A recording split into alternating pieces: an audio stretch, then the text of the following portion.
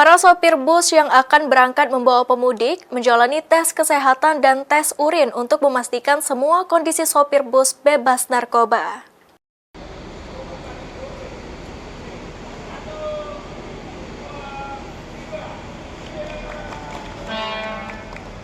Polres Oku melepas peserta program mudik serentak oleh Wakapolres Oku Kompol Eryadi Yuswanto di Pool Bus Rosalia.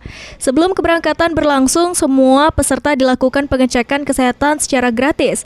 Selain itu juga dilakukan tes urin, terutama untuk para sopir untuk memastikan semua sopir bus bebas dari narkoba.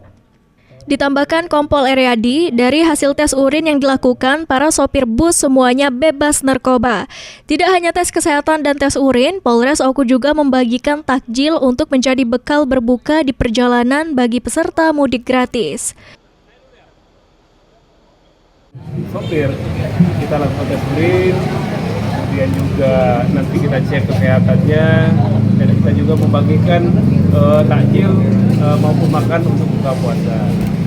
Jadi kita juga akan melepas mereka, platform kita untuk keberangkatan. Kompol Eryadi berharap melalui program ini, masyarakat dapat melaksanakan mudik dengan selamat serta dapat menekan angka kecelakaan lalu lintas. Yunin Yuniki, PAL TV.